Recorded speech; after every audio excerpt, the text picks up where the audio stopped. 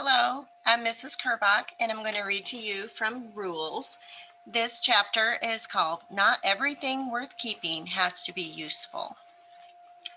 I open the door that says Elliot's Antiques, tucked between the two storefronts, and climb the wide staircase.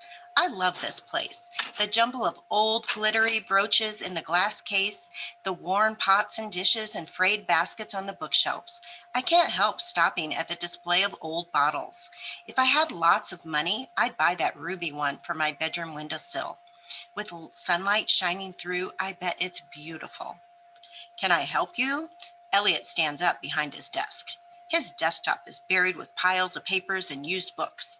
Elliot is thin and old and always stooped, like he got tired of having to duck his head, so he does it always now. I'm looking for a guitar.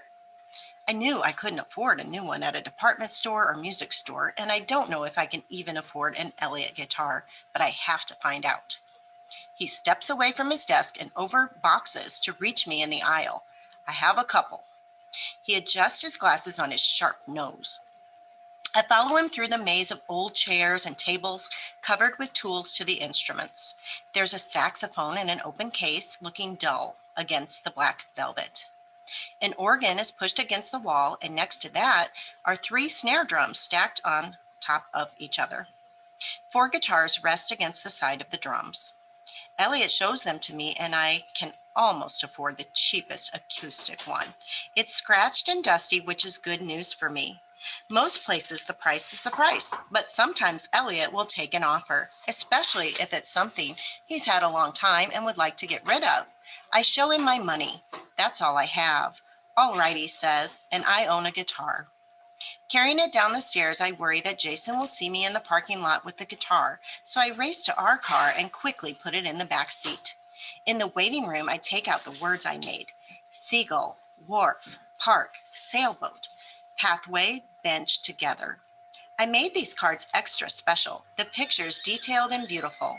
I want to remember the good parts of our walk, not the part with me on the ground, hiding from Christy, hoping Jason won't notice. When they arrive, Mrs. Morehouse looks to Jason's finger, stabbing his communication book. Don't whatever me, young man. Jason whirls up beside me. Hi, Catherine. Time one, my birthday party. Great, I'll be there. I reach toward an empty pocket in his communication book with seagull, but Jason grabs my arm to stop me. Your brother can come. To your party? David would love to go, but it'll be harder for me if he does. I don't know if that's a good idea. He'll want to watch your TV, and he'll need to know if your cellar door is closed. And okay with me.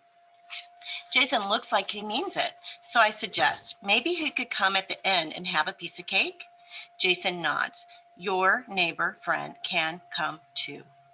I'm sure Christy's busy with Ryan on Saturday, but thanks for inviting her. I show him my cards. Look, I made you words from the park. Awesome, he smiles. Mom bought new book for more words. I put seagull in a pocket. That's good because you're almost out of room in this one. In fact, by the time I'm done, together has to go on the final page of his communication book. It sits by itself, a picture of the bench with two people sitting on it. Where? Wheelchair. Jason pulls his brows together. I imagined you without it, like in your dream, where you can run. Want wheelchair in picture. I just thought, take it out. Jason looks away, frowning. I removed the card. I remembered your dream. I thought you might like that. Is everything all right? Mrs. Morehouse asks. I look over to her and see her staring at us. Jason, she asks, do you need something? He puts his hand over the wheelchair joystick and whirs through the waiting room down the corridor.